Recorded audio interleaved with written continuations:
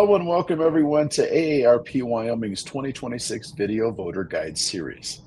I'm Tom Laycock with AARP Wyoming, and today we're joined by Keenan Morgan, who's running for the Wyoming Legislature in House District 58, located in Natrona County.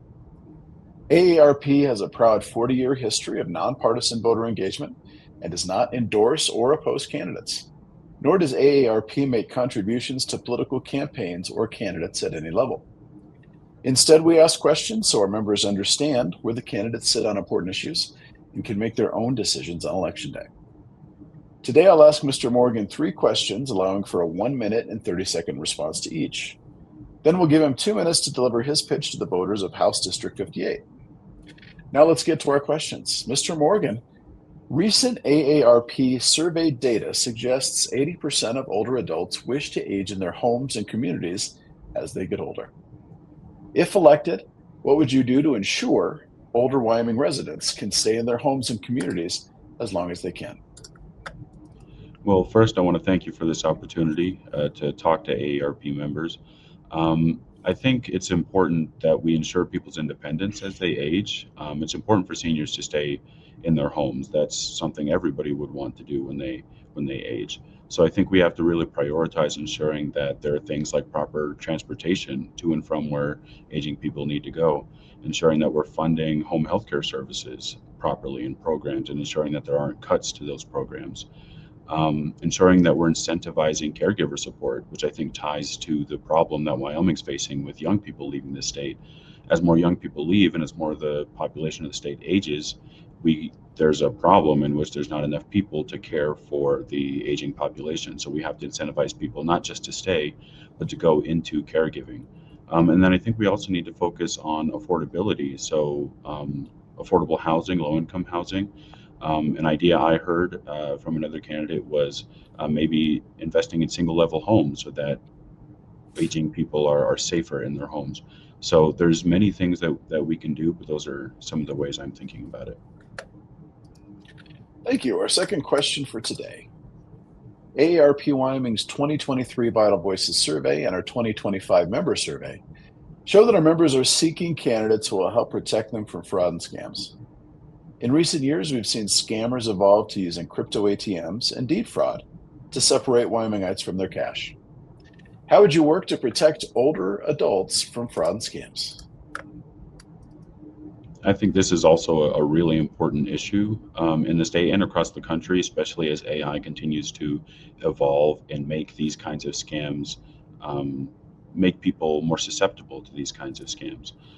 So I think one thing that we should be doing and be looking into is regulating these crypto kiosks and ensuring that the companies can't abuse people.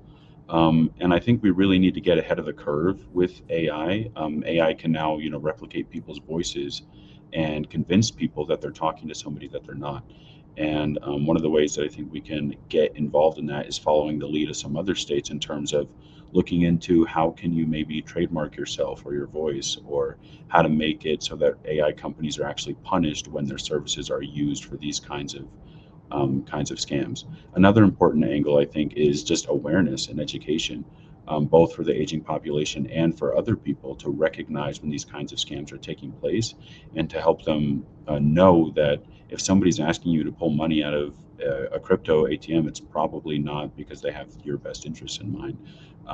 But that these scams are getting more sophisticated, and so it's up to us to really get ahead of that and not allow it to get any worse. Thank you. Our third and final question for today is this. We know Wyoming residents are concerned about rising property taxes. While property taxes can be burdensome for some, they also fund critical state and local services. These services include local transportation, home-delivered meals, and home health services that keep older adults aging in place.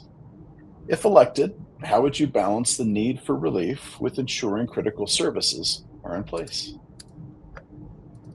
So I think people really are concerned about property taxes, and they should be, because some people are really struggling with that. With the affordability crisis, with everything not being affordable, having higher property taxes just makes that worse. But at the same time, there are critical services that are funded by property taxes, like transportation, like ambulance transportation, education in many areas. So I think there has to be a good balance there. And I think one of the ways to do that is to make sure that when there are property tax decreases, that they're targeted towards lower income, middle income people, and that they are actually cost effective, and that they're not just blanket cuts that end up harming a bunch of very critical services that people rely on. I think that's the main mistake that the legislature has made, in that kind of not really taking into account the after effects of a broad cut. Cuts can be useful and they can be good relief, but in this case, I think we really have to be careful and intentional about how these cuts are being implemented, which is why they have to be targeted. Well, thank you for taking the time to answer our 3 questions. Now let's close by offering you 2 minutes to explain why you believe you're the best person for the job to represent House District 58. Well, I was raised in Wyoming. I've been here my whole life. I went to Casper College. I went to the University of Wyoming. But I'm running because I think this state really has a future that I think a lot of people have given up on.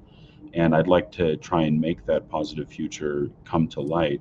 But to do that, we have to be intentional about how we're moving forward. We have to be really proactive about a lot of the problems and the challenges that we're facing. Um, and, and I want to ensure that we're protecting quality education, for example, which I feel like is under attack in this state. That we're supporting young people and encouraging them to stay in this state. That we're supporting our aging population and ensuring that they can live a life of dignity, and that they're not being forgotten and left behind.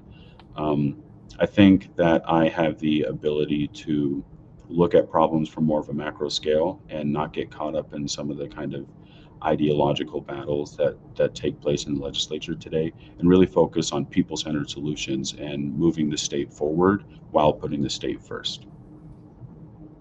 Well, thank you very much for taking the time to join us today. I appreciate your time, and I appreciate our viewers for joining us for this video voter guide.